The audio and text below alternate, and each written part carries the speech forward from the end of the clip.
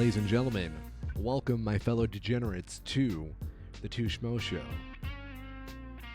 I'm the infamous Orion, and I'm a schmo. And I'm Kyril, and I'm also a schmo. And there's been some MAJORS fuck-ups afoot.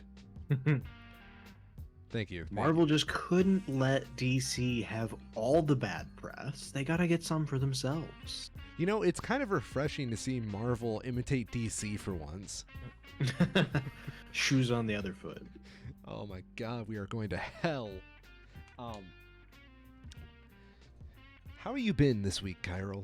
I hope you know it's been quite the... It was a slow week until, like, last night. Yeah, no, I've been doing all right. It's been kind of nice to have a slow week. It's been a bit of a good change. Got blue-balled by the arrest. Yeah. No, it's all right. It's good to have it, sort of pick up again a bit. It was a bit too slow, right? Yeah. But we have plenty to go over still. Got the pretty major tornado that went through is it Missouri, I want to say? That we'll be going through later, but we do have Majors news to go over first. God, that is going to be our one joke, isn't it? No, of course it is. Okay, everybody. You can't beat it. You can turn the podcast off. You found the one joke this episode. Yeah. No. Yes. So, are we going to talk about Johnny Boy? Yeah, we should. It's definitely, as far as our tone of our show goes, the headliner. Oh yeah. So last night, on March 25th, 2023, Jonathan Majors, rising star of the MCU, Creed 3. No, Creed 3. That's the big one. Literally, type in Creed 3 on Google right now. Anno Domini 2023, March 26, and the only thing that's going to pop up is pretty much headlines about Jonathan Majors. And that's just because Disney really wanted the press to be about Creed 3. It sure seems like it. Who would care about some tier 2 comic book company and their silly little side projects? I'm going to type in King the Conqueror and see if I get any stories. Oh, there's a fair bit. Okay. Mm-hmm. Wait. Okay, they have an industry plant because there's only one of them about the actual arrest of Jonathan Majors, and the rest are like, here's things you didn't know about King the Conqueror. Yeah. Yeah, they're diluting the water there. But yeah, last night Jonathan Majors was arrested for domestic abuse in what appeared to be a strangling on a woman. Yes, we don't have the exact confirmation of it, but it seems very likely that this involved his girlfriend. Yes. Current girlfriend. And apparently Hollywood is kicking him while he is down because they're like, oh yeah, this has been a thing. Yeah, it definitely seems that way. There's been quite a few people taking the sort of I told you so kind of attitude, which, if true, understandable. Related to his behavior both in off and on set, and drawing the pretty clear correlations that they sort of saw this coming. Yeah. It's kind of really fucked up, and I don't want to be Kevin Feige right now. Could you imagine being Kevin Feige, waking up this morning and that's the first headline you see? Oh yeah, that's gotta suck. Yeah. Kevin Feige, if you're on the show, please, and if you're listening, which we know you are, please come on board and tell us your story. Feel free to call us at 1-800-WE-SCHMO. We'll pay you for the exclusive rights to your story by offering you $0 and many internet points. I was actually about to say, we'll pay you an exposure. Yeah. God. I'd chip in $5. I'd pay $5 to talk with Kevin Feige. That'd be kind of cool. He is going to be the Stan Lee of like this generation of Marvel fans because unfortunately we lost real Stan Lee. Yeah, it's probably pretty true. I don't know. I couldn't yet really tell you what he does from like a like what is his job perspective in the same way that you can Stan Lee's, right? Mm-hmm. It's a bit of a boomer meme with like the, oh, if you can't describe your job in 3 words, it's not a real job bullshit. But like, what does he do? Produces. It's yes. And everybody knows what a producer does. Wink.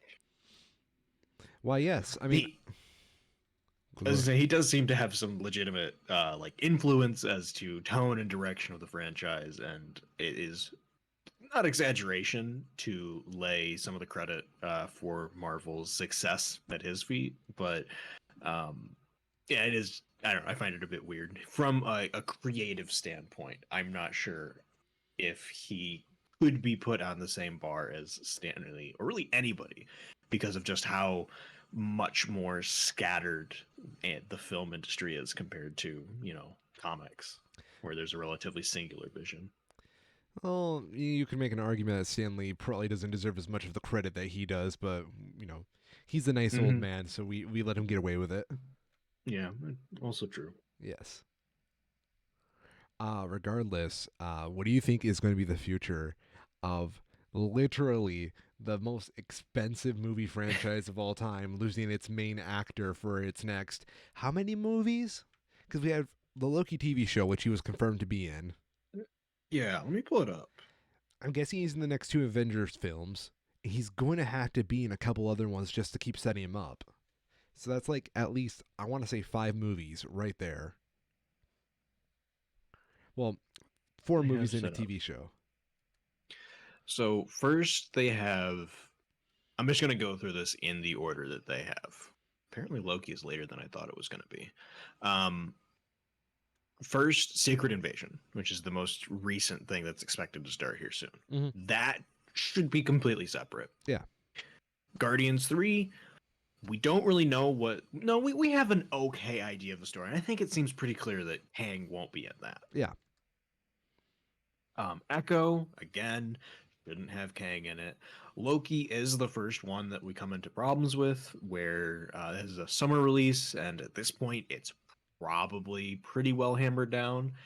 But if it follows the same sort of formula as the first season did, there is almost definitely going to be some significant influence in it by Kang's role, but maybe not as much screen time, or there's little enough that they can just kind of ignore it, right?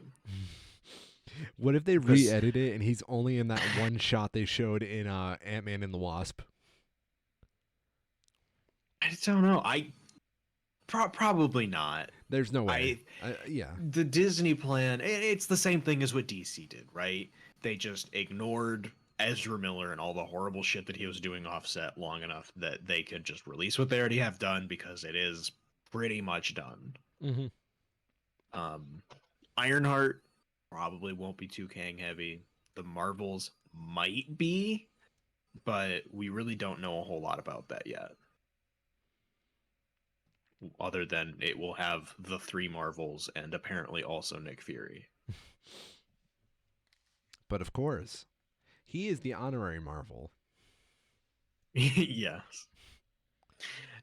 Agatha, Coven of Chaos should be pretty contained. Daredevil, Born Again shouldn't be a problem. Captain America, New World Order. So we're now a full year out at this point. And really the only obvious hit in the near term is going to be Loki season 2. So in the immediate term, they're probably not too worried. And they honestly probably have enough time that if they need to, they can start, like, if it goes fully Jonathan Majors is being arrested on domestic assault charges and he is not going to be available to do anything in a literal sense, they could recast somebody and splice it together convincingly enough. I mean, when you have a guy who's literally known to just be all over the multiverse, you can just do whatever you want with that. I mean, No Way Home kind of gave them the ability to do that, to just recast someone as the same character, just say it's a different universe. Well, yeah.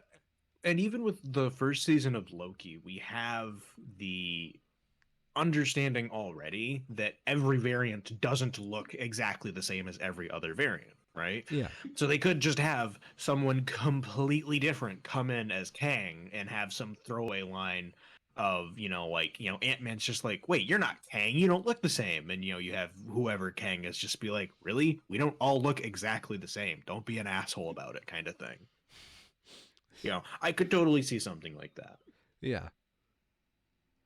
Um, Avengers: The Kang Dynasty is 2 whole years out, so I don't know. The If they follow the same sort of pattern that they did with the Thanos, Avengers film, with the setup for that, most of the teasers and little nuggets that we're going to be getting up until then are probably going to be relegated to post-credit sequences Yeah. rather than full storylines. So it might not be that bad. And they honestly might be like just starting principal photography for Avengers: The Kang Dynasty now. So it could be a lot worse.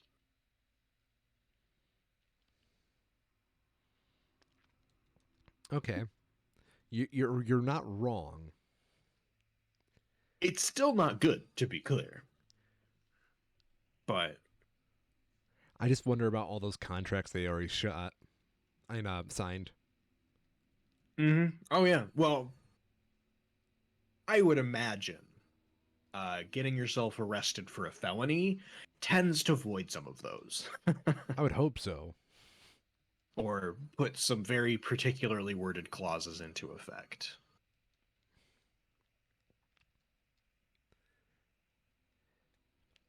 If this is this the end of the MCU, Kyril? Here's a thought. Yo. What if Mm-hmm. Fantastic Four Mm-hmm. probably is going to have Doctor Doom in it, right? Yes.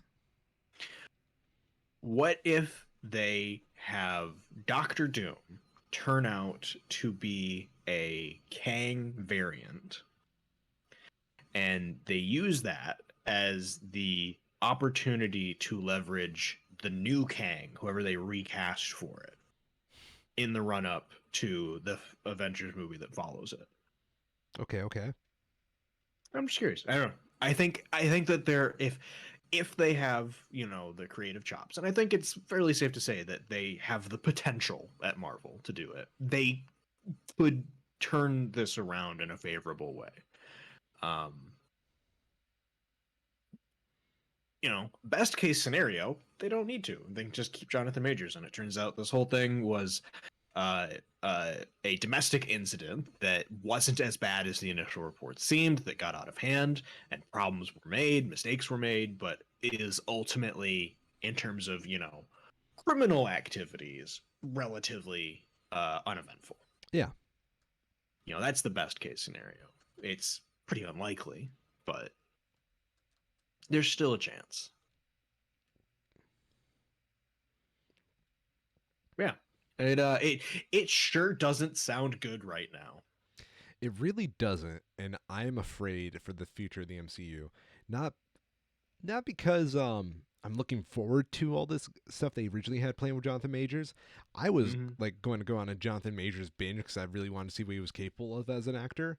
But Oh yeah. based off the stories coming out, he may be a better actor than I originally thought. Yeah. The whole thing, based on the initial reports, and I'm pretty sure we were talking about this earlier. The like early reports were being put out by TMZ, the stuff that had like real details in it, and other news stations have started to report on those since. But the really concerning part that was first talked about in relation to the injuries that the person assaulted allegedly had, in particular, was seemed to involve strangulation, and that is a big red flag when it comes to domestic incidences, Mm-hmm. where the statistic is something like 700 a person who has been the victim of a domestic assault, if that assault involved some type of strangulation, is 750% more likely to be the victim of homicide by domestic incidents sometime later in their life by that person. What? It's significant. The jump from hitting someone to strangling someone is a big leap in, the timeline of how domestic assault seems to progress. Where did you fucking hear that? That's crazy. There was Reddit people Oh, yeah, posting, duh. information about it. So, but there was articles that were linked to it, scientific studies, right? Yeah. So, still to be taken with a grain of salt, but there is clearly a significant correlation that once somebody hits a certain degree, that what they're capable of doing is clearly much greater. And couple that with our shitty police systems and how they handle people, it's not good. Yeah, no, that's legitimately the worst. Mm-hmm.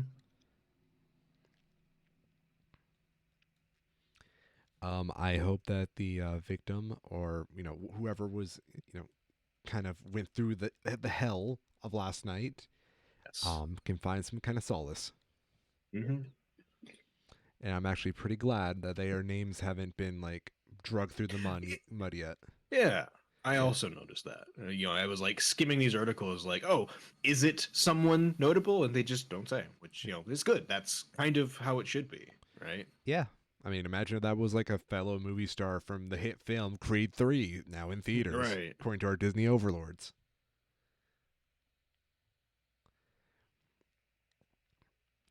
So, holy shit. I would have never figured that. And it's creepy. It's a really creepy thought that we can't like point that out ahead of time unless you actually Mm-hmm. know a person. Yeah. Yeah.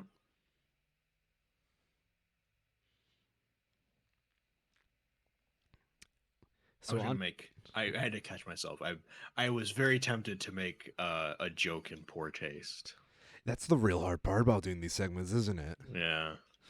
It's like you think of something like intrusive thought. I want to say that, but I shouldn't. Yo, okay. That would not be good. Anybody who covers this kind of stuff probably can oblige to this, but like Mm-hmm. it's so hard to talk about these heavy topics and like keep it light because let's face Mm-hmm. it, this is also like a comedy show at the end of the day because we're just trying to present Yeah. everything entertainingly.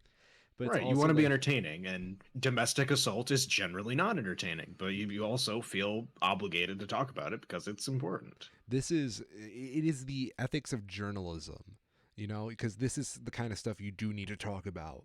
But at the same time, this is not the great time for a dick joke. No, I wasn't gonna go quite that far, but yeah. No, obviously you gotta go the worst case scenario. Mm-hmm.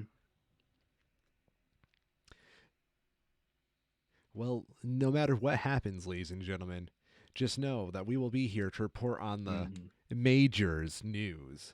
Mm-hmm. And all the dick jokes that really do matter. The dick jokes that do matter. Mm-hmm. We had a good one this week. We had a real good dick. Go.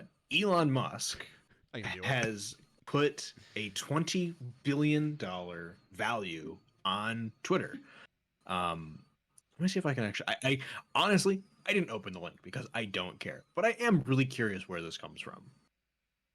This was part of an email that Elon Musk sent to Twitter staff that was reported anonymously to various news institutions. It got leaked. Twitter has not immediately responded to a Reuters email request for a comment. I wonder why. It'd be awkward if they didn't have a PR department or something like that. That'd be really silly for a multi-billion-dollar company. It would Almost be. as silly as if you bought, say, major social media company about 5 months ago for $44 billion, and now you only think it's worth half that, not even half that. That'd be really awkward. This is the guy that's supposed to be trying to like root for it to have the highest valuation possible too, so it's fucked. It's really weird. I feel like this must be so. I'm not sure how it is for you, but the company that I work for is publicly traded, Okay. and we regularly get emails that legally have to go out ahead of time, basically as like covering their own ass for an insider trading perspective, where they send out all staff emails saying this is the upcoming financial whatever that we're going to be announcing on X date, and we're letting you know ahead of time for legal reasons. Okay.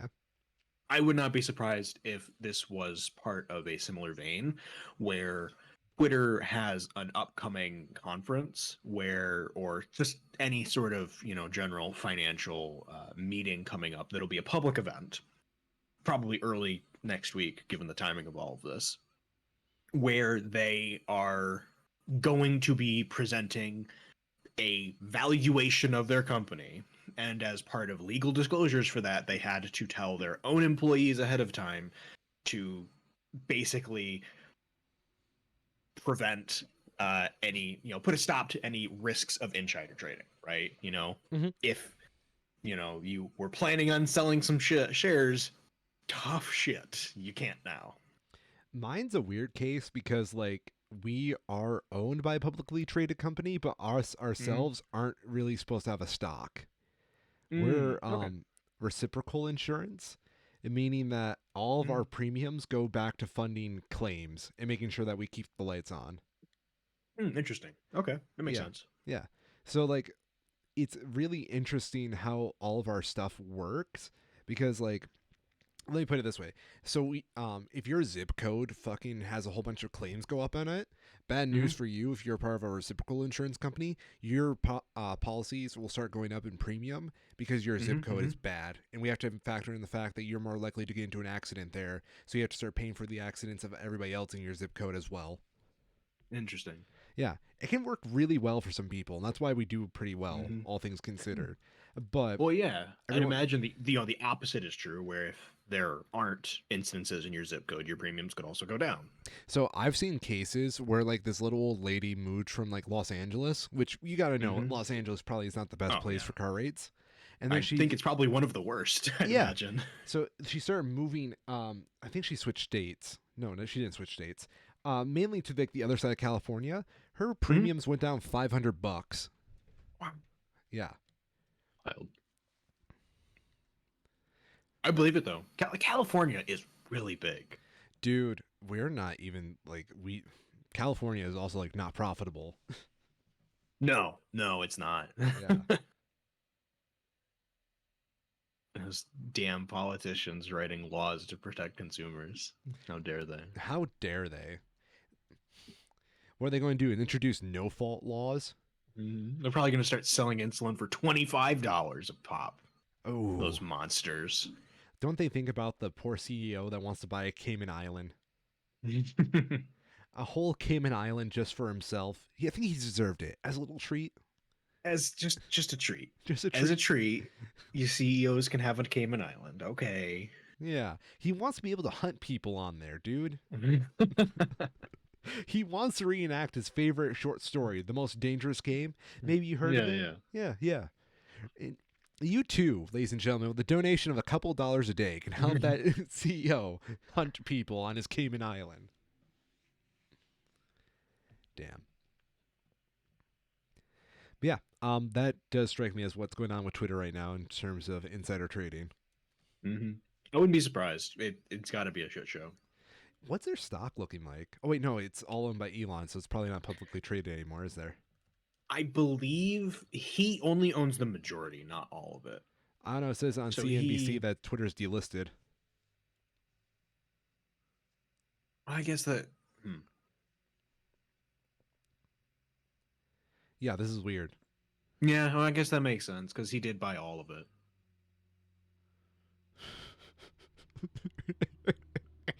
Oh, man, he really fucked himself. Hmm.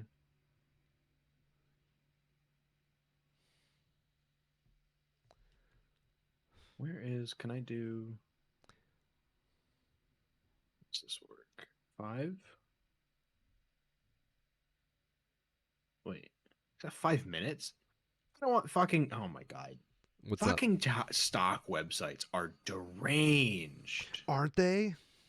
You can have the stock price to the last minute on this website. I don't care about where it was to the last minute. I'm curious as to when it was last valued at the price. Because, like, okay, we can work backwards from this, right?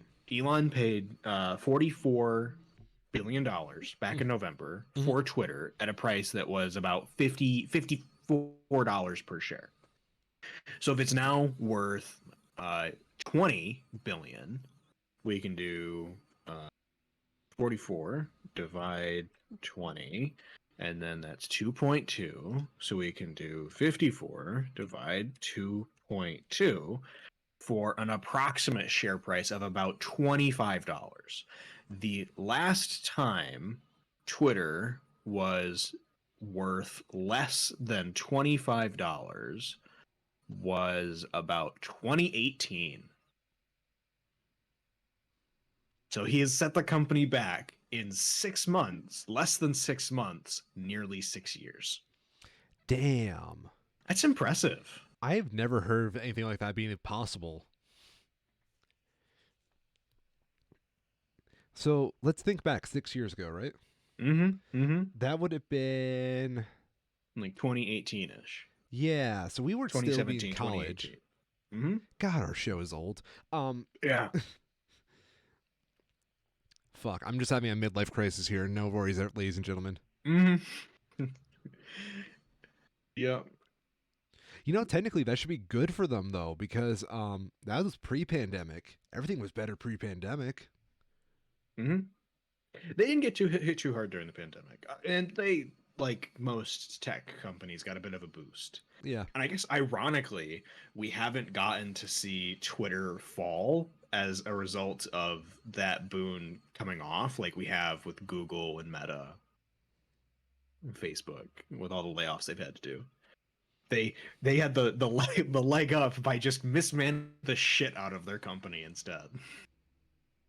That sounds about right. Mm-hmm.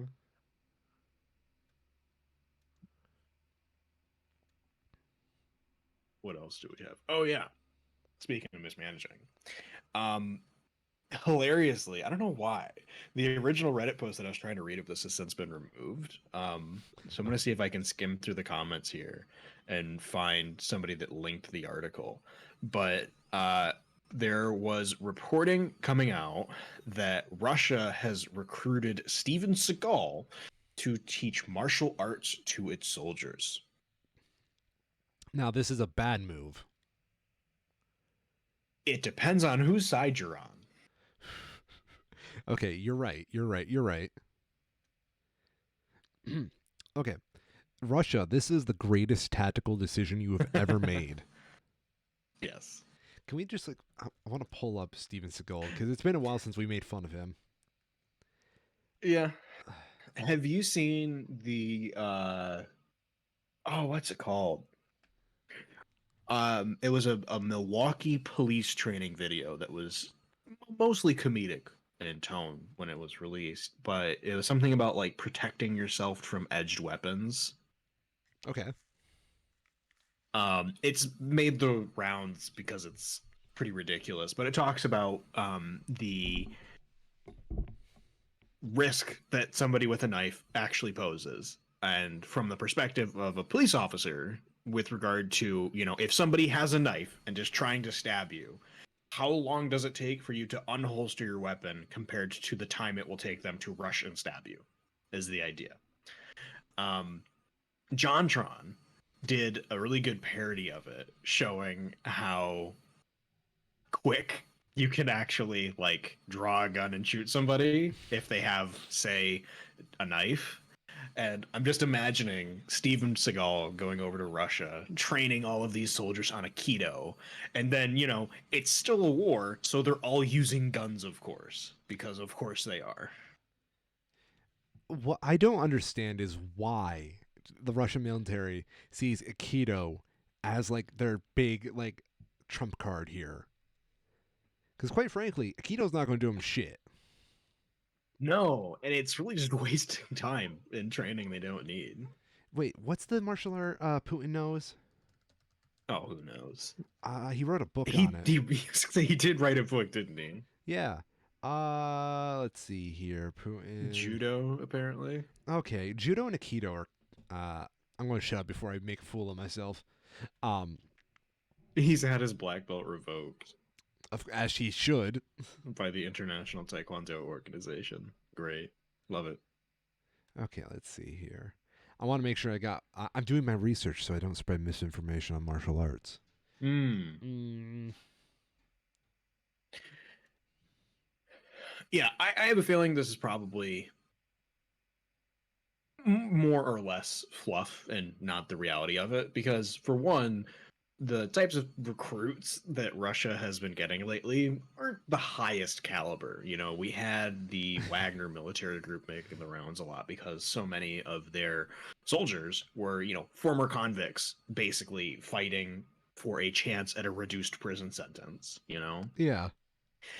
It's very much the kind of situations where you don't give a shit about the mental state that your troops are in. You want somebody that you can slap a rifle in their hands, give them some very basic, equipment, and then send them out to go die in a cornfield somewhere.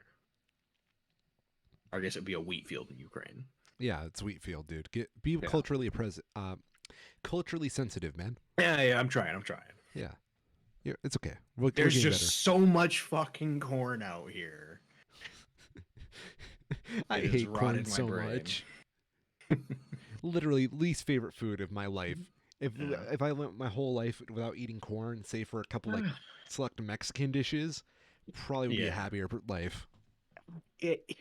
It's fine. It's the best thing that I can say about it is during the summer it gets really cheap. It really does. But have you ever seen So- like why it's so cheap? Oh, because there's so fucking much of it. There's It so gets much. subsidized to shit. Yeah, I fucking hate the subsidies. As an American, if I became president, the first thing I'm going for is those corn subsidies. Do you know how much money we would get back from that? Oh, tons, I'm sure. Yeah. So that's why we're going to start my new lobbyist group. Fuck corn. Fuck corn. Yeah. Let me just make sure there isn't a lobbyist group that's already The anti-corn lobby. yeah. Give me a second on here. Google's not giving me a direct. Oh, there is an anti-corn law league. I'm not surprised. It's probably paid for by Big Green Bean. Oh, you're probably right. Okay, let's see who this founder man is. Oh, this is in Great Britain. Fuck that. No wonder. They were looking out for How their much own. corn does Great Britain even have?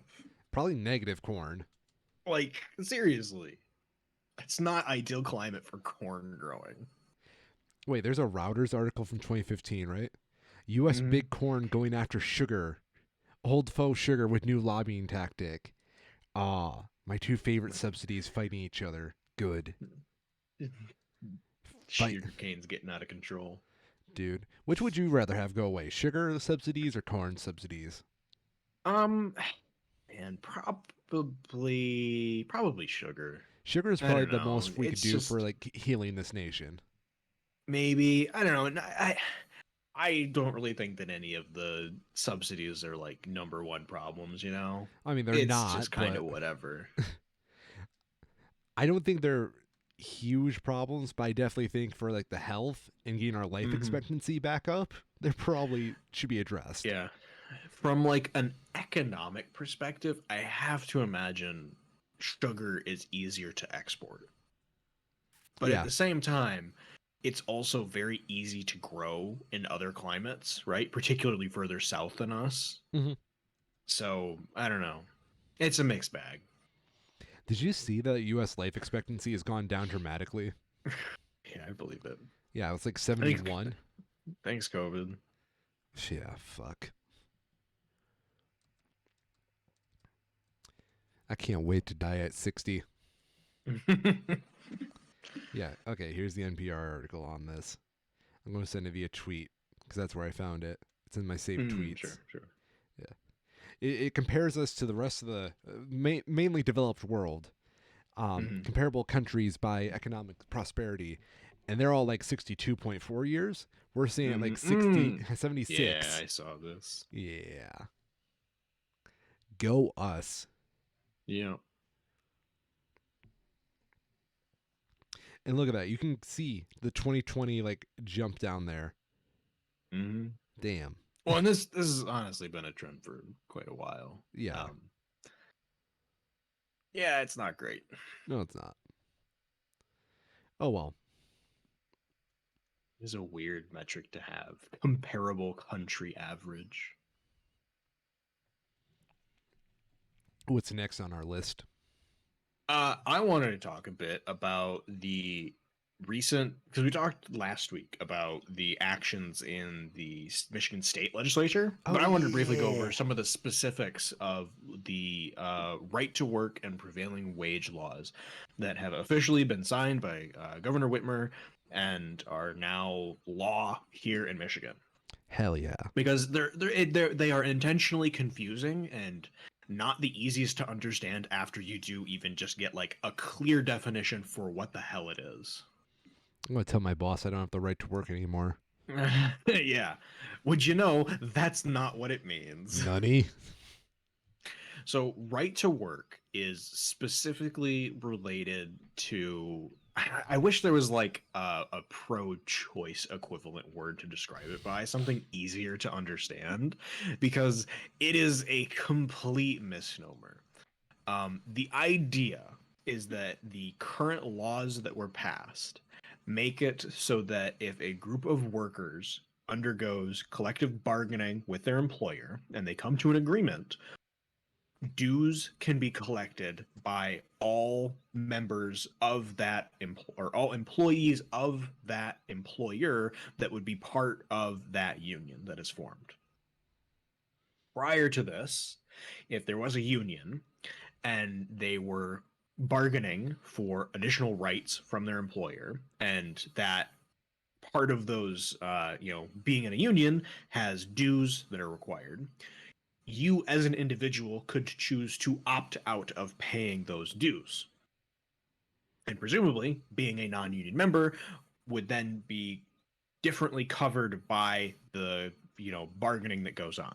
Mm-hmm. Whether that happens in practice or not is a very different topic, a very different, actual answer to it. And the scale of all of this is relatively small. Because Michigan's right to work law only went into effect in 2012, which on the scale of other states is very recent.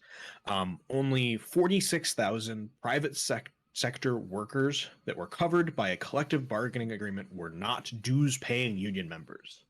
So 46,000 out of the millions of private sector workers in the state is a pretty big disparity, right? Mm-hmm. That this is impacting.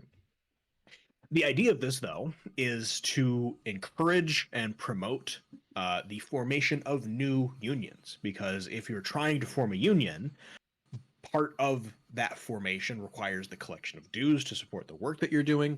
And if, people are already, on a low pay, that would be a negative towards them from joining that union. If you give people the option, and they're with the amount of just misinformation and propaganda that is rampant today, there's a good chance that they just might ignore it entirely, because who gives a shit.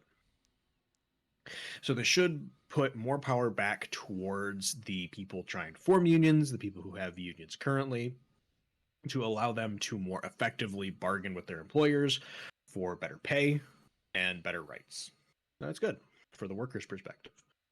The Republican counter argument to that is that by having these laws on the books that make due payment for workers that are covered by a collective bargaining agreement, you are dissuading workers from coming, because they will be forced to pay these dues and have less money coming home.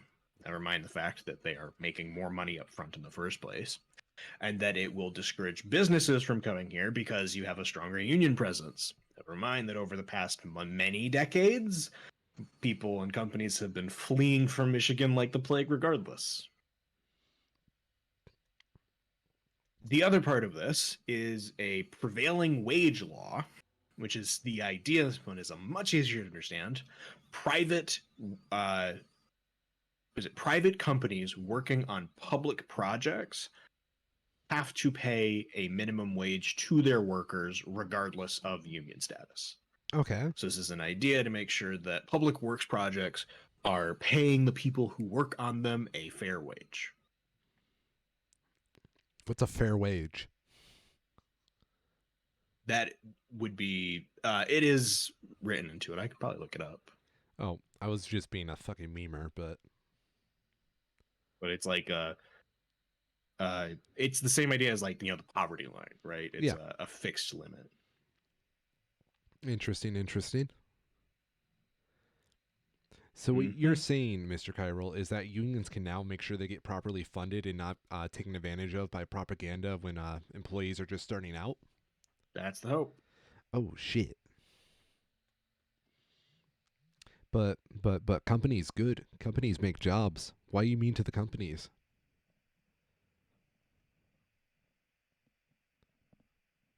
The companies will be here regardless. That's what I would say. Excuse me, Michigan is still like one of the most populous states of the U.S. There, Are we? You go where the people. We're up there. We're top half. States by population. So there's California, there's Texas, there's Pennsylvania, Illinois, Ohio. Oh, there we are. We're 9.9 million. We're officially top 10 now. Hell yeah. We are the best state. Mm-hmm. That is something I actually thoroughly believe. And if I was living in another part of the U.S., I might consider moving. Yeah, I really do genuinely love it here. The climate is very unique, even in the way that we have the weather, and it's nice. I like it. We don't have to. I'm glad that I don't have to deal with fucking deserts. Dude, Michigan during the spring, which we're about to get to, is like peak season. Mm-hmm. Like once the humidity comes, it's going to suck, but these next few weeks are going to be the bomb.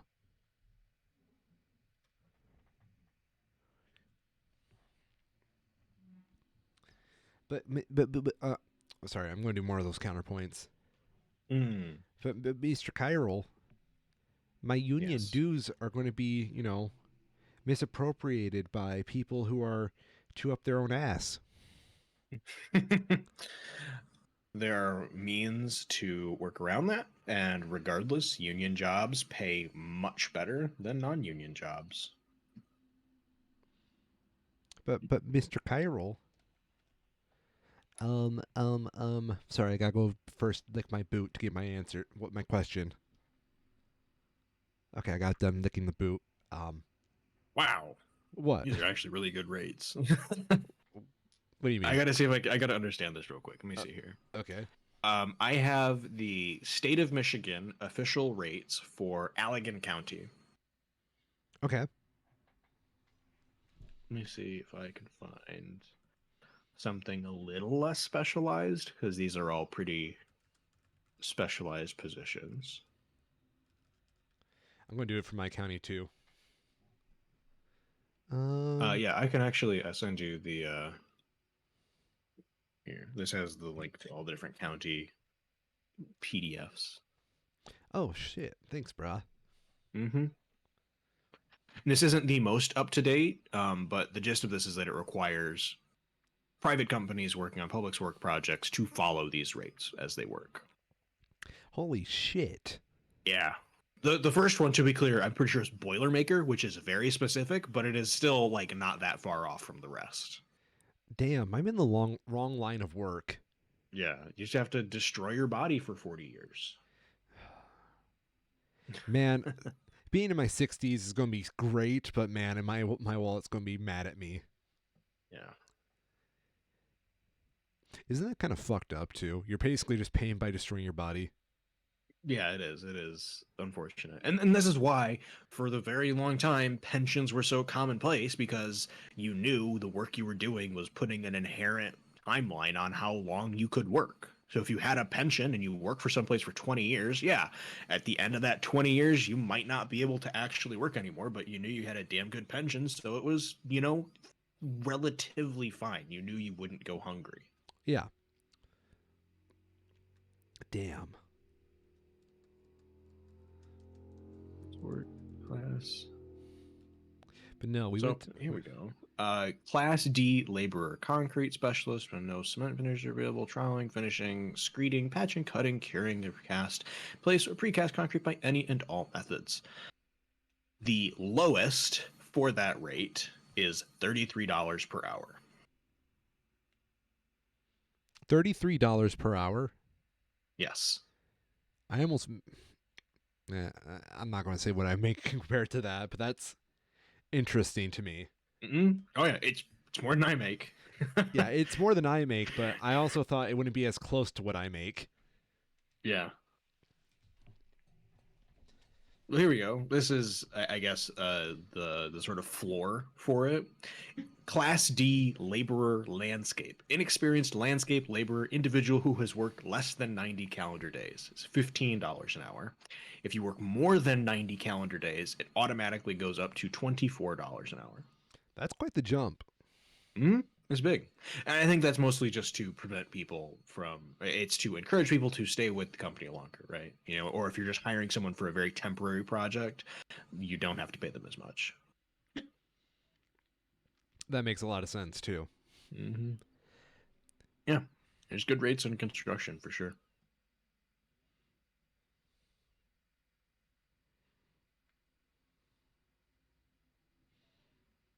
So, okay, here's a big what if question, right? Mm. I'm going to ask you to reevaluate your life real quick. Mm-hmm. If you never went to college, you had to go do like this kind of work. Mm-hmm. What would be the line of work you would have gotten into? Welding. Welding? Damn. Yeah. That's my No, fault. I have two people who I knew in high school that did that, where they went to the a career center and learned how to weld at the career center during high school, and straight out of high school got licensed for welding professionally and went out to, I think, Wyoming, and were making like six figures out of high school welding because they were already licensed and ready to work. It's crazy money. That's crazy money. Mm. But you know what's better money? What's that? Oil rig.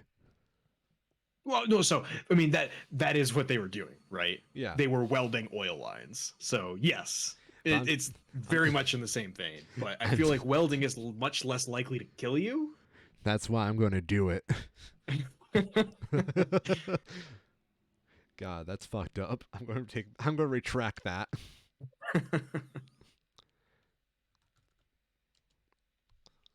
Yeah, there's pretty damn good money in construction, and having like the guaranteed time and a half and double time adds up a lot too. That's how cops make so much money, is that they work so much overtime, and because they have incredibly strong unions and crazy rates, they make a fucking killing off it. Take your damn whore mouth back on that one. Police are too good for unions, boy. What would those unions do for our fine boys in blue? Yes, they clearly have very few worker protections. Have you seen how often a police officer gets canceled nowadays? And that's clearly worse than jail time. Do you know what it's like being canceled, Mr. Kyrell? I'll have you know, I once went on the Twitter and I once retweeted Kid Rock. And you know what happened that day? What's that? I got flooded with a whole bunch of pretty Korean boys in my fucking mentions because I was getting canceled by some 14-year-old girl named Stephanie Jung Lu Stan. Now, I do not know who this Stephanie Stung Lu Stan, but she canceled me. It was the worst experience I ever had seeing all those K-pop gifs. The horror. The horror, indeed. Now, when you're a southern fried gentleman like myself, who has lived in the same town as his great-grandpappy and all of his descendants before then, and you know you will die in the same place that your great-grandpappy died, you cannot handle seeing K-pop gifs over and over again. It's a stimulation overload, if you will. I have no idea where I was going with that. Yeah, me neither. Seriously though, they treat it like it's being canceled on Twitter by a whole bunch of annoying Yeah, teenagers is like the worst thing ever. yeah. Yeah.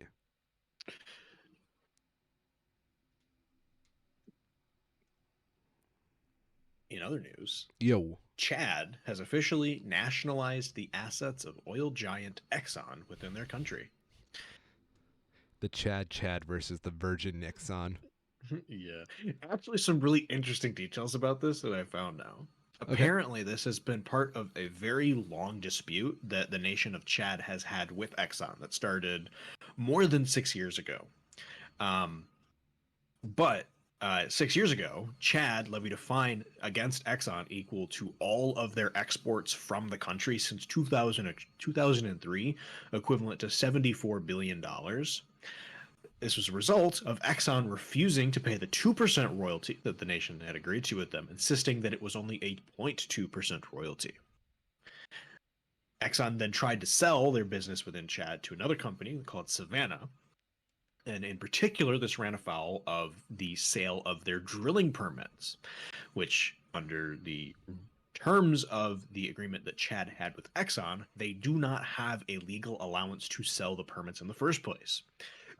Recently, the International Criminal Court ruled against Chad in an arbitration with Savannah. So instead, Chad decided to just nationalize all of Exxon's assets, including their drilling permits, in response. You know, at first I thought Chad was being an overreaching government, but this is actually pretty Mm, logical on my side. yeah, knowing how long this has been going on, and, given that the specifics of laws vary so much from country to country, seeing some of the specifics, is definitely a significant escalation of events, but I can see where they're coming from. Yeah, especially the permits. I don't know anywhere where it's a good idea to fucking sell your permits that you got Yeah, in your name. right. Yeah. And the gist of it seems to be that Exxon's just trying to like pack up and leave because they're just done with this shit. Yeah. It's Exxon do. As they do. Finally, the Dalai Lama has officially named a U.S.-born Mongolian boy as a new Buddhist spiritual leader. A lot of words. I'm gonna try and butcher this title less here. So, um, the current Dalai Lama Tenzin Gyatso, Mm-hmm. who currently lives in exile in the U.S., has where is it here?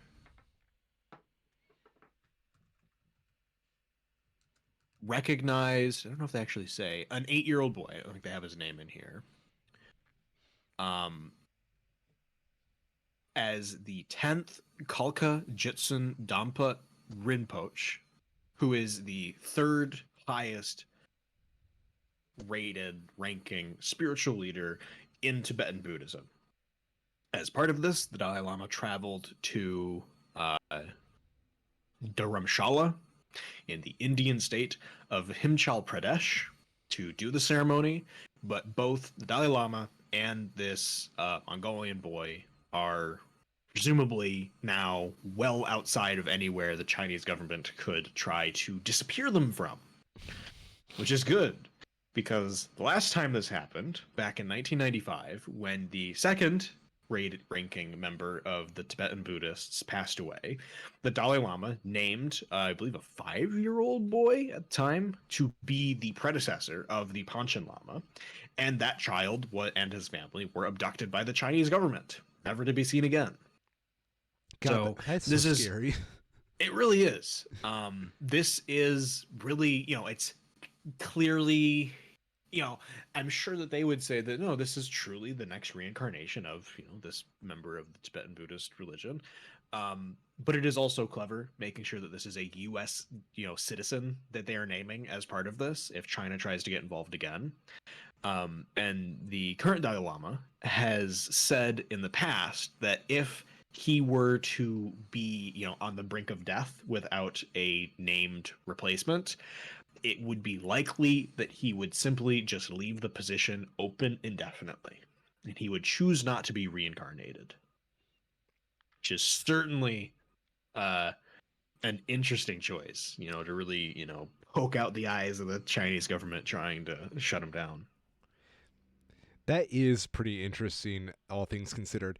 Yeah, it really bugs me that like the Dalai Lama has been so politicized in China, but Mm-hmm. I Oh get yeah, it. I yeah, it is very unfortunate that it's just the state that China's in right now with their mix of politics and religion and their need for absolute control. It's unfortunate.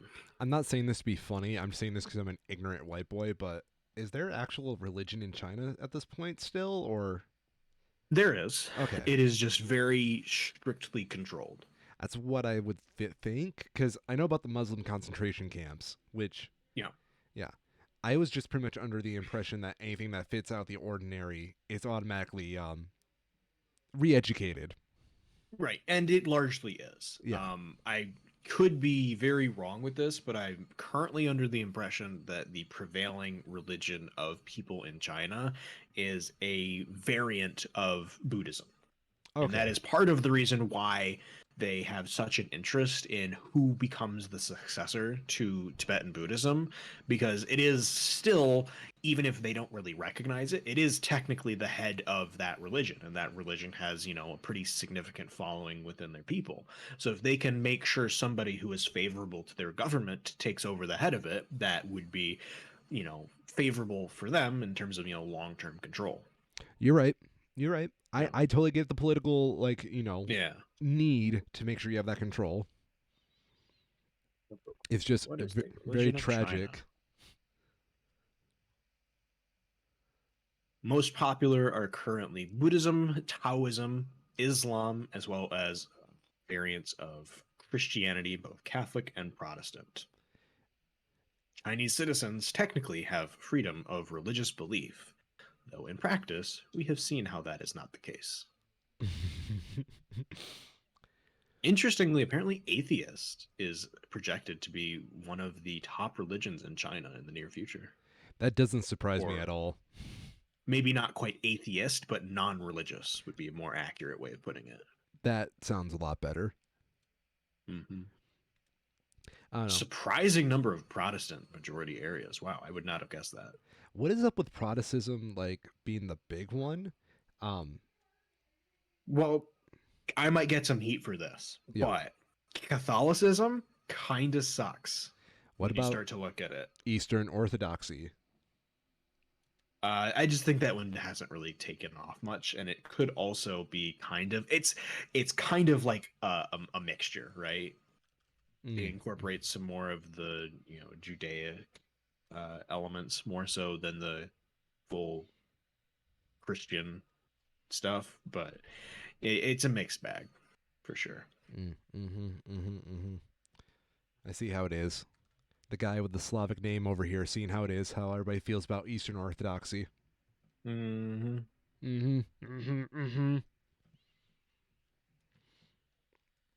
But no, that makes sense. Can't get this picture to load. A large portion of the coast of China, particularly towards the north, is described as non-religious as the foremost religion when asked. Wait, which side of China? It would be their east Okay. towards the coast. Here we go. I got to load now. I'll send this over to you.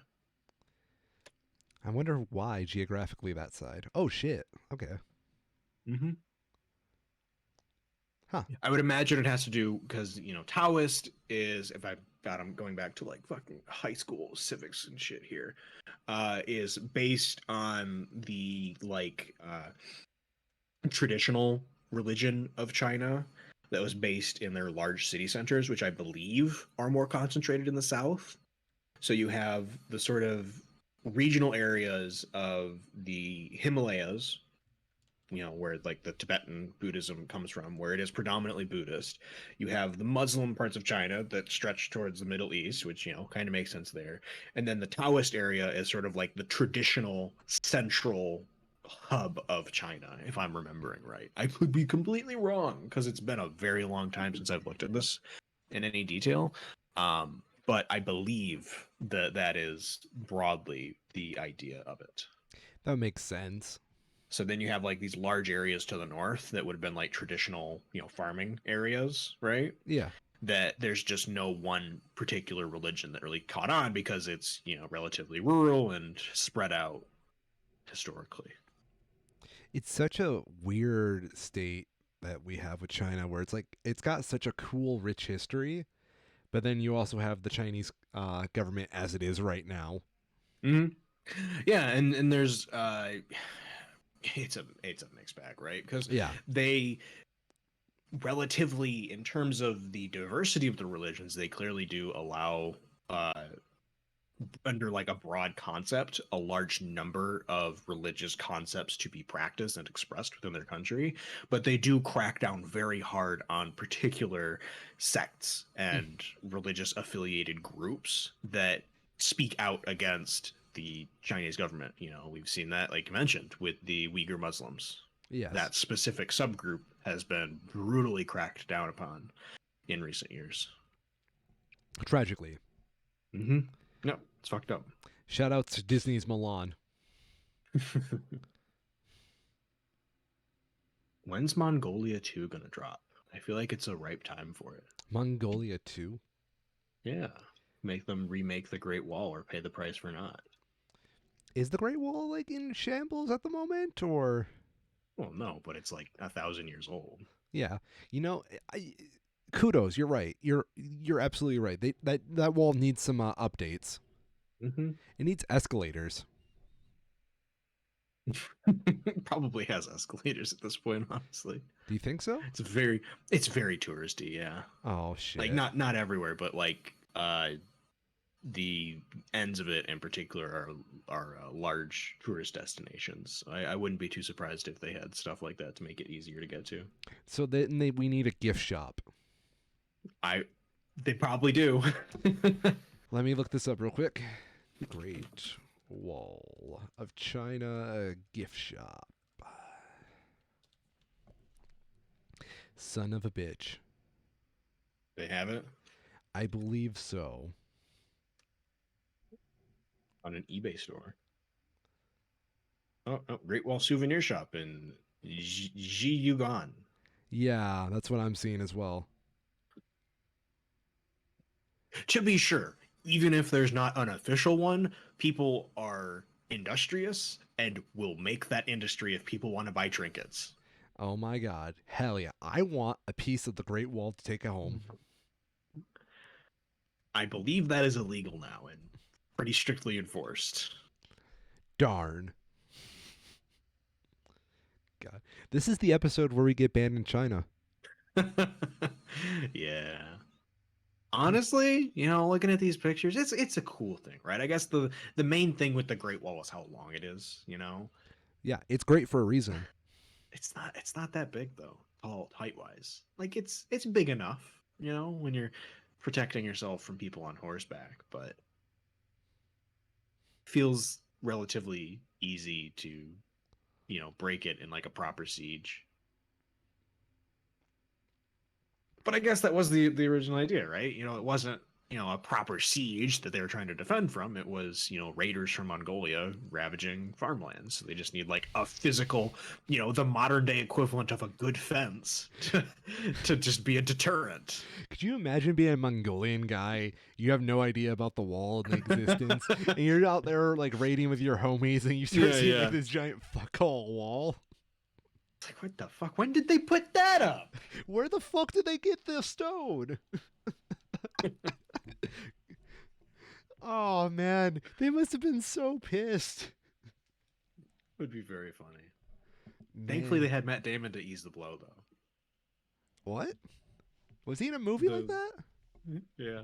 No Well, way. he not quite like that. He was in a movie set place in Imperial China on the Great Wall, but rather than defending themselves from Mongolians, I believe they were defending themselves from aliens. Oh, I remember this. We covered this movie. Yeah.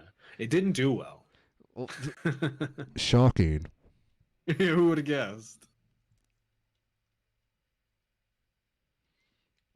Oh, that's beautiful. I forgot about that movie so bad. Man, imagine those Mongolian guys who first encounter the Great Wall. They're just like, okay, well, it's got to eventually end somewhere. Let's just follow the Yeah, wall. let's go around. Son of a bitch. Oh, I love this. I love that idea. How is that not a comedy sketch? Mhm. If we need somebody needs to take the place of Mel Brooks, right? That'd Yeah, be perfect for like a Mel Brooks-esque his fake historical piece, like The Life of Brian. that would be so good. We can do like one on Genghis Khan. That'd be pretty Mm-hmm. cool. Pretty great. Like the wall. Mm-hmm. We do have some new movies to go over. Movies. Yeah. We got 3 whole major releases, and then I figure we're making pretty good time. We'll see how long we go. Might go over some of the upcoming stuff because we're starting to get back into the spring season. Big release this week. John Wick Chapter 4. Yes.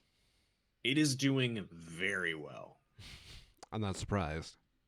95% critic score and audience score. And how many dogs died in this one? I don't know.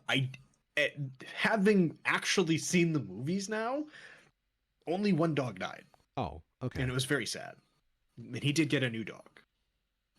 Um, but I believe where this movie takes place is less him taking revenge at this point and more him trying to evade the what they call it, the high table, the sort of like assassins guild has put a mark out for him because he broke some of their rules in the last one, and he's now trying to evade them, I believe. Mm. Hmm? Does he die in this one? I would be surprised. That would be an interesting direction to be sure. Let me see here. John Wick, Chapter 4. There we go. Cool. They have one of the member of the high table that John Wick, Keanu Reeves interacts with is played by Ian McShane, Okay. which is just like an absolute throwback, and he plays it really well. It's really cool seeing an actor that's been kind of out of the game for a bit, back in a prominent role again, and really just doing a great job with it. Oh, by the way, spoilers to everybody. Fucking called it. Oh yeah, Yep. hey, we'll see. Yeah. Wouldn't be the first time John Wick dies. Oh, fuck. Night of the Living John Wick. So, like, are these movies really good? Because, like, I never understood the hype of these. It depends what you're looking for, right? From just good action, tight choreography, good camera work, they are technically very good. Okay. But you shouldn't go into them expecting phenomenal character performances, right? Because that's just not what it's about. It's meant to be kind of nonstop action spy stuff for the sake of things in a universe that looks like ours but really doesn't make any sense, right? Because there's like literally spies fucking everywhere, and that is obviously fiction, right?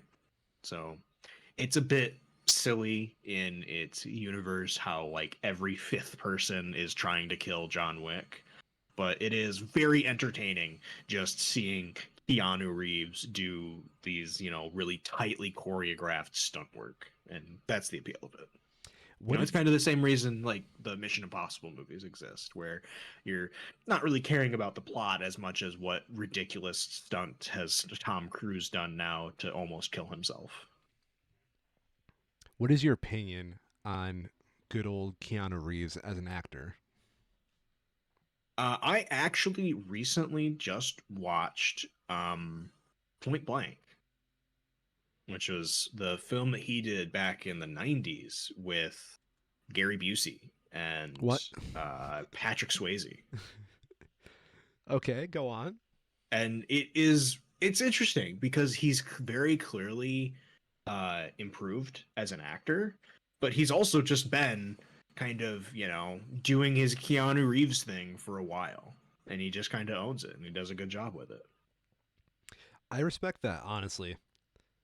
He's found his niche and it works really well for him with these, it's the same sort of idea that he had with The Matrix, right? Where it's action heavy, kind of science fiction y, and, he just kind of has that charisma and swagger, but with enough earnest behind it that you believe it. Okay, okay. It works well. Makes for very likable characters. I will live with this. hmm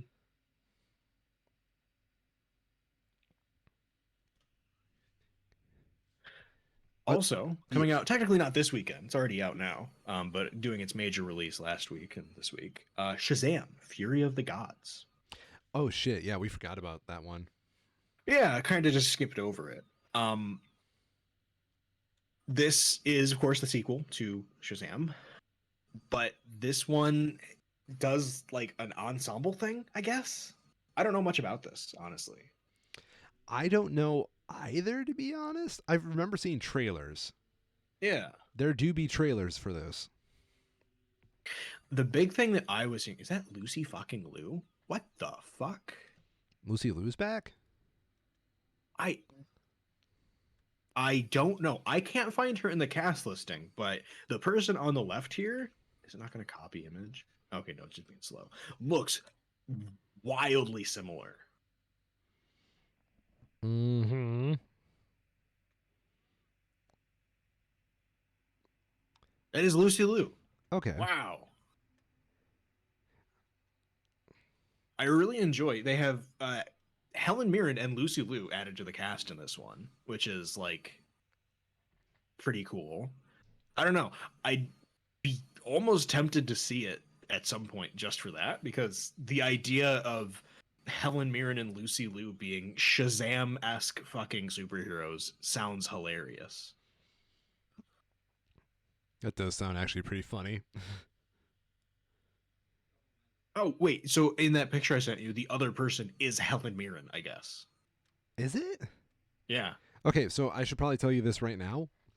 Unless you're a celebrity I've seen in like 3 movies or more, I have a Yeah. very hard time recognizing celebrities.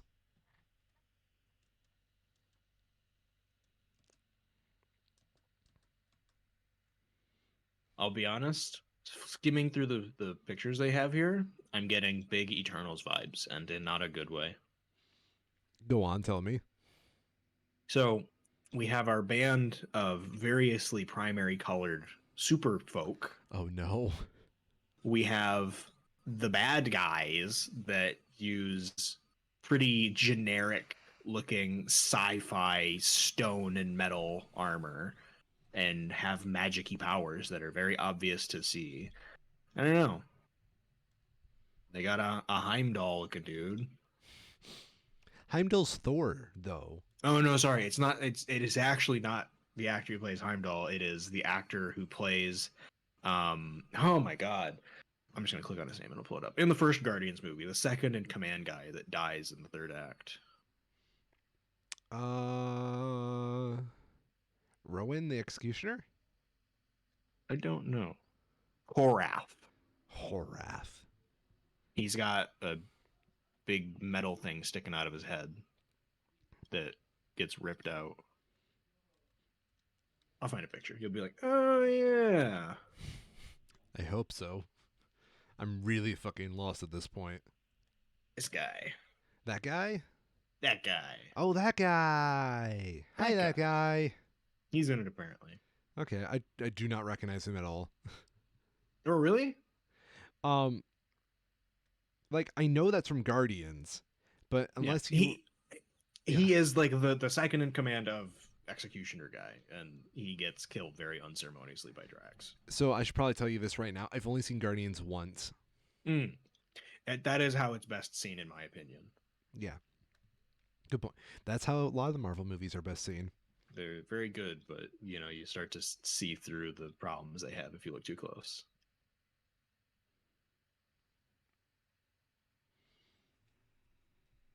Also, coming out this weekend, technically this coming week, is the Dungeons and Dragons Honor Among Thieves.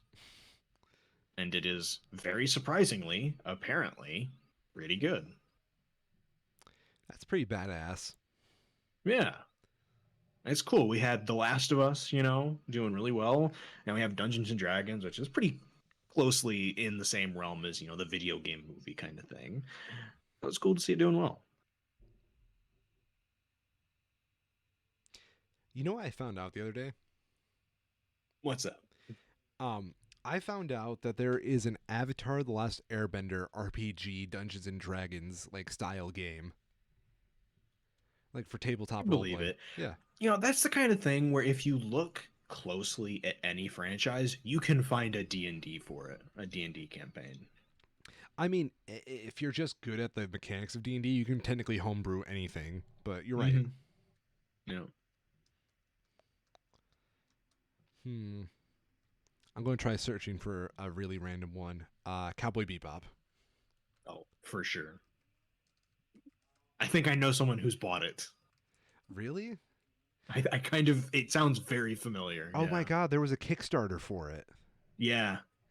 I vaguely remember that. And Oh. Man, I'm a fool. Kickstarter is big on D&D stuff. It's kind of weird where they just have so many Kickstarter projects for so many different D&D campaigns with very questionable questions as to what sort of rights they actually have. But that's where the whole, D&D crap that we talked about a few months ago came from, was because there's so many of these projects making so much money on Kickstarter. Wizards of the Coast and Hasbro decided, what the hell? Why don't we get a slice of that pie? Yeah, I don't blame them for trying. Mm-hmm. Wait. There's like three different Cowboy Bebop role playing games. I believe it. One has a Kickstarter right now. One is by Mhm. Mana Project Studios, and then there's another one from Dicebreaker. Wait, no, sorry, that's the name of the publisher of this article. Regardless, it seems to be quite a few. Yeah. If only there was an official one. Oh well. Very much the kind of thing where you get a franchise that involves, science fiction or anime that's big enough. You'll find people that'll buy stuff like that, even if they don't ever actually play it. True. Very true. Mm-hmm. I don't know what Wizards of the Coast really knew what they were doing when they unleashed Dungeons and Dragons on this world. I don't think they knew either. Gary Gygax, you son of a bitch. So, like, here's my question about Honor Among Thieves, right? Mm-hmm. Is it like how connected to D&D is this? Very, apparently. Hmm. Okay. From what I've been hearing, it is uh, heavily based on the fifth edition of Dungeons and Dragons, to the point where you could, beat for beat, recreate the events of the movie translated into tabletop form. It is, this is presented in, the full motion, animated thing that it is, but it could just as well be any random Dungeons and Dragon players party going through these adventures. Okay. Mm-hmm. Well, also, who's this for? Is this for like old school D&D heads or for like to attract new players? That's the thing that I'm not sure about. And I think we're going to have to wait to see it get its full release to know how it gets received. It seems to be most the people who are familiar with the current rules and, story beats of the larger D&D game will probably get the most from this, because they have the underlying knowledge that this has been based on. Beyond that, it seems like it is just good enough on its own as a sort of, fantasy action movie to stand on its own legs. So far, it seems that way, at least. But it is still early. We're very much in the, like early review period. But it's doing well. Okay. 89% with, 70 some reviews in so far. So that's not bad. It, early, but promising. I want there to be more good movies in the world, so Mm-hmm. let's hope it's good. I don't think it's been officially released yet, but there was a an accidental post by the Singapore Wizards of the Coast account announcing a crossover between this movie and Magic the Gathering, depicting the characters from this movie as Magic cards. And the most common thing that I saw talked about it was how bizarre it was to see Hugh Grant's face on a Magic card. Because it's still, drawn, but it is based on this movie. So, here's a Magic card that has the bard that looks like Chris Pine. There's the dude who looks like Hugh Grant, and it's very weird. Dude, Justice Smith is in this movie. Yeah. Every time I see his fucking face, I'm just thinking, oh my god, it's Detective Pikachu kid. Yeah. That's badass. They got was it Michelle Rodriguez too? I guess she had a few minutes in between Fast and Furious movies to do this. Oh yeah, she is in like all those movies, isn't she? Yeah. My girlfriend and I went to a sushi restaurant last night and they were playing like a Fast and Furious like movie marathon. Mm-hmm. It's probably the most I've ever watched any of those movies. Yeah, they're not bad for the most part. There's some of them that are pretty bad, but they're mostly just, kind of schlocky. Yeah, I would say so. Mm-hmm. They're fine. I'm just very disturbed that we are in porn numbers of Fast and Furious movies. Yeah, we are officially getting Fast and Furious 10 this summer. Youch.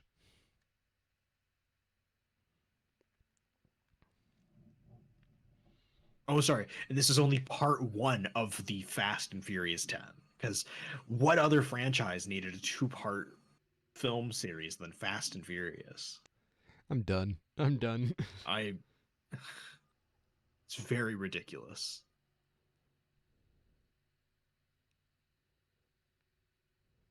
It's really interesting too, seeing how this franchise has evolved. It is painfully obvious that they had two ideas. One of the Fast and Furious series as it was for like the first 3.5 movies. And then they decided at some point, I guess it's Warner or whoever, that they wanted to do some sort of like, action spy thing to sort of hit in the same market as, Mission Impossible was killing box offices with. And they were like, well, we've already got this one popular thing. What if we just change what it is completely? No one will notice. I mean, who needs like to start up a new IP when you can just redo it, you know? Mm-hmm. I'm trying to think of like any successful like moments that happened like that, you know? Um fuck. Can you think of anything?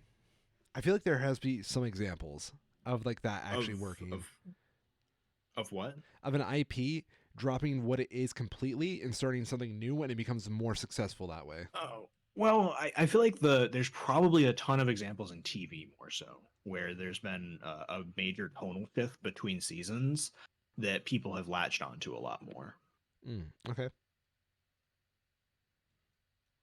I would imagine there's probably also a lot that changed to a much more lighthearted tone in the wake of Marvel being so fucking gigantically successful and found financial success with that, if worse ratings. I feel like there was some RPG series that did that. I'm trying to remember. Oh yeah, I mean, if you want to get into gaming, you Yeah. could probably pick out dozens of them. Like, Yeah. one that I'm guilty of playing is the Rainbow Six franchise. It started off as a single player, tactical, cover based shooter where you're coordinating with AI teammates to, reenact actual like police actions with hostage situations and shit. And now it's a 5v5 multiplayer hero shooter. And it's making millions of dollars more than it ever did being police sim, basically. It always blows my mind when you mention that Rainbow Six is a hero shooter now. Yeah, it basically is. Overwatch fucked so many things over. Mm-hmm. I don't. Yeah. I don't know. What are your opinion on hero shooters? They absolutely have their place. They've been it's like any other trend, right? We had the first person shooter trend, back in like the Xbox 360 generation, where everything was trying to be changed into a first person shooter because Call of Duty and Battlefield were making so much fucking money. And it took, the people trying to write off of that a few years to realize, oh yeah, we're not Call of Duty and we aren't making money. We saw the same thing before that with MOBAs, where everybody decided they wanted to be a MOBA or an MMO. We had the rash that wasn't quite as bad in the wake of Destiny and Destiny 2, where everybody tried to make a looter shooter and nobody succeeded. Most of the projects didn't even actually get released because everybody realized how fucking absurd the Destiny team is, that they're able to make the content that they are in the first place with the timelines that they have. They're just like actual psychopaths that they've been doing this for 10 years now. Yeah, there's quite a lot. Indeed, indeed, indeed. When are my RPGs going to have their day in the sunlight? Damn it. Yeah, yeah, yeah. I'm curious because I think, yeah, Rainbow Six Siege is older than Overwatch That doesn't surprise me, actually. by like a few months. They basically released at the same time, and Overwatch, of course, got like way more, I think, like public mindshare for its success, but it petered out relatively quickly in terms of like its continued player base, and it's been picked up again with Overwatch too, but it's always been kind of very on and off. Mhm. Where Rainbow Six Siege never got to the peak that Overwatch had, but it's just kind of it's steadily just sitting there plodding along, just keeping on going, making way more money than it has any right to, doing the bare minimum like Ubisoft always does. Yeah. Mm-hmm. Are you implying that these millionaires should not get their money? They gave you what you wanted. Oh, of course not. They're millionaires. They deserve everything. Darn tootin' Skippy.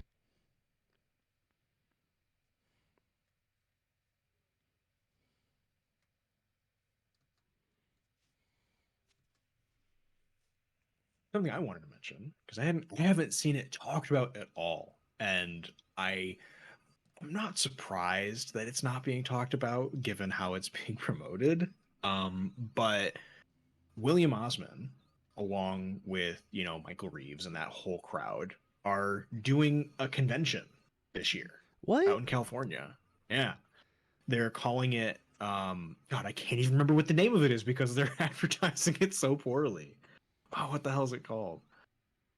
William Osman's been putting out videos on his second channel where he has like mentioned it a few times, but I've never actually like seen an ad for it anywhere. It's meant to be kind of a mix of like a MakerCon and VidCon smushed together. It's called Open Sauce. Open sauce, of course. Yeah. July 15th and 16th.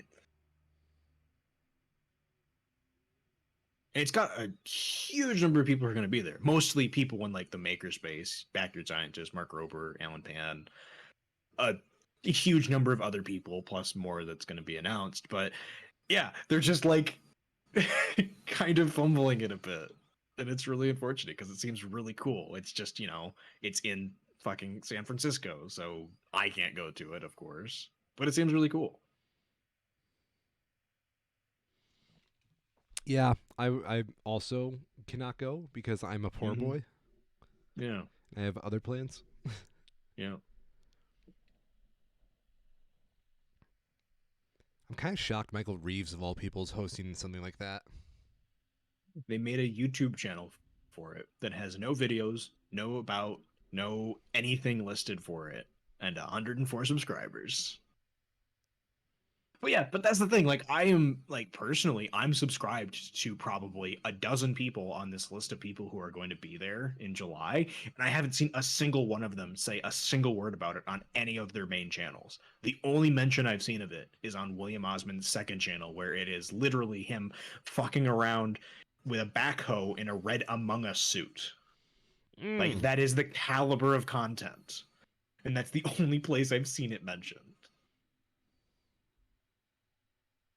That's really fucking weird. Yeah. And it seems like a cool idea. It's just Yeah, it's unfortunate. They said that they're working with people like, in the industry that do this, but it doesn't seem like they're getting the word out very well.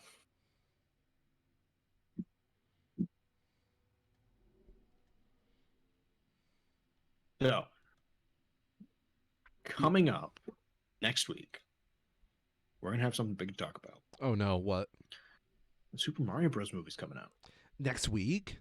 It is in the middle of the week after next, but I feel like we're gonna have to do some mentions of it at the show. It's it's only an hour and a half. What the fuck? I Do you told think myself the kids are wrong going to sit time. through a movie that longer than an hour and a half? How the hell long was Frozen? How long? Let me check that real quick. I don't know. I feel like it had to be longer than that. It's Frozen was over. an Oh no, hour wait, that's the. 48. Was it really? Yeah. Hmm. No, I guess we'll see. I am still not convinced that this needed to exist. I'm I'm of the opinion that it only needed to exist so people want to find the 80s movie. Maybe. So let's see. We have a lot more renders, pictures of it now. Apparently you can Google Super Mario movie and they have like a little coin block you can start hitting to get coins. Yeah, that's fun. They've been doing a lot of promotion like that kind of stuff with it. Rotten Tomatoes has like a custom header built into it. That's cute. Yeah, it's fun. What are okay, before anything like the reviews come out next week, Mm-hmm. what are you predicting this to be like for I think scores? it is going to break box. Oh, scores? Yeah. It'll be fine. It'll probably have a 90 plus audience score, 70s in the reviewer score. And you saying you were anticipating it to break box office scores? Yeah, like I'm curious. What is office? What's the records, right? What's the lifetime grossing things? Where do animated stuff come in?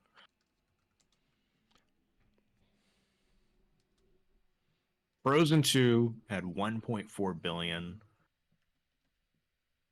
That's not even in the top 10. Frozen had 1.2.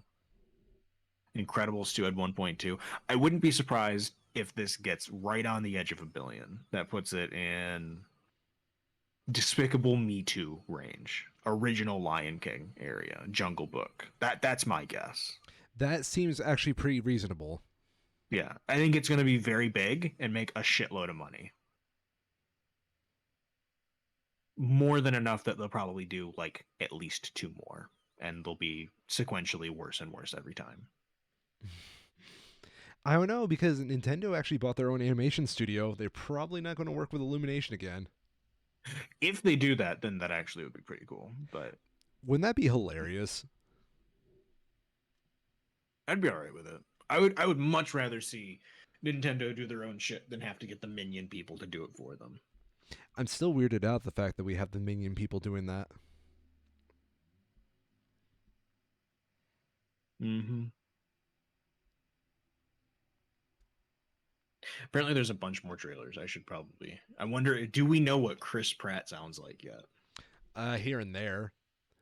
Like, from what I've seen from trailers, I think they probably chose the worst possible clip to introduce the voice.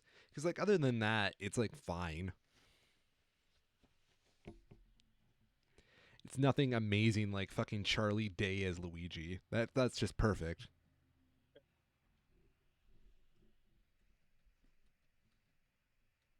Oh yeah, no, we just have pretty.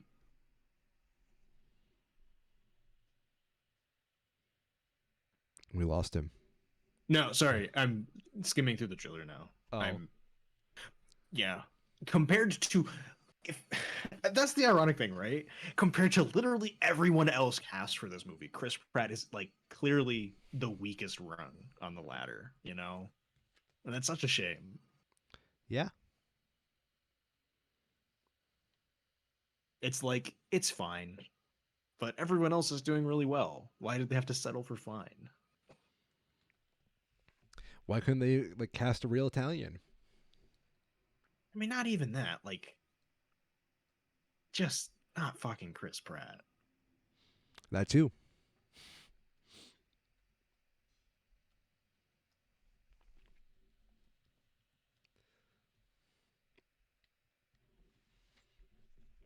I don't know. I hope that if this does get a sequel, maybe they recast him, but I think Chris Pratt's too big of a name to recast. Maybe having his face not be on it helps a lot That too. because in the world of voice acting, I guess for me that's the kind of thing that I'm always frustrated with these kinds of things, right?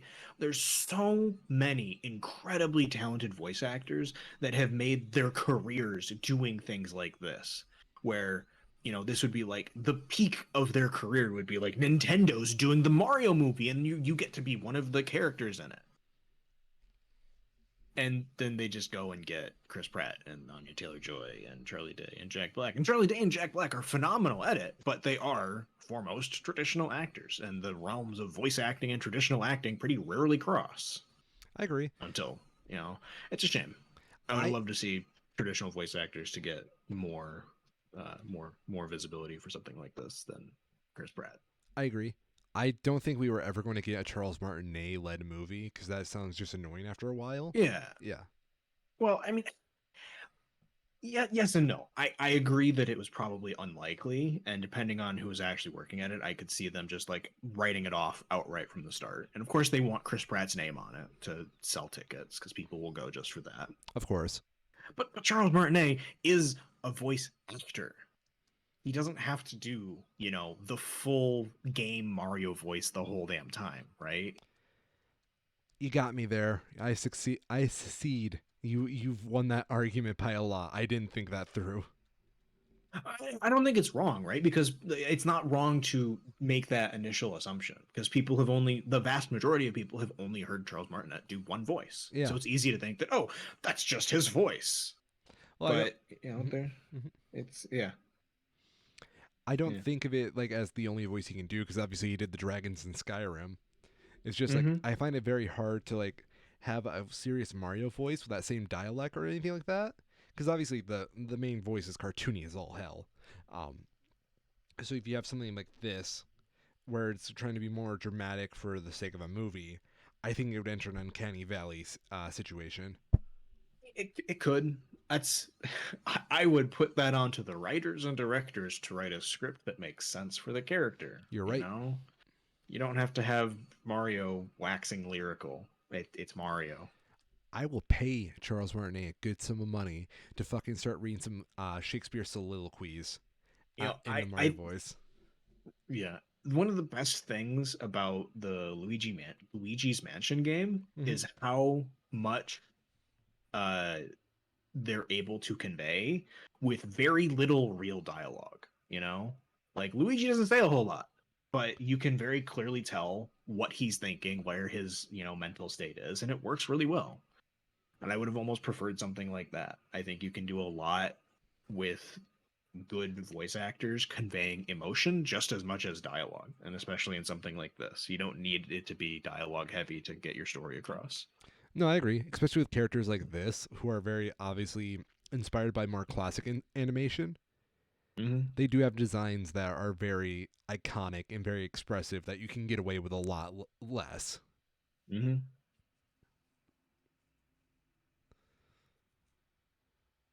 But if this Which movie one doesn't have, is it? sorry, I was gonna ask, is Funky Kong the one that's dead? no, Which one is that? I think Cranky. Oh, is that what? Okay, I remember whichever one it was is apparently going to be in the movie. Yeah, I think it's Cranky. Yeah, that would make sense. But, and this is a big but, right? Mm-hmm. If my man Waluigi is not in this movie, 0 out of 10. Oh, we get that 0 ready then. Oh shit, that's sequel bait, isn't it? No, who knows? I would be surprised if they had, I could see them doing it in like a post credit kind of thing, right? Yeah. They think they're the Super Wario brothers. They don't know about a Wario. That's exactly how it's going to go down. Mm-hmm. I hope what I would want, I just want it to be like at the like absolute end of the movie, just cut to the opening scene and just have Wario or Waluigi's laugh. Just I and love it. that's it. We don't see anything, we don't know anything, just Waluigi's laugh, cut to black, movie's ends. I'll live with that. I will definitely live with that. That is a good way to get me rioting in the theater.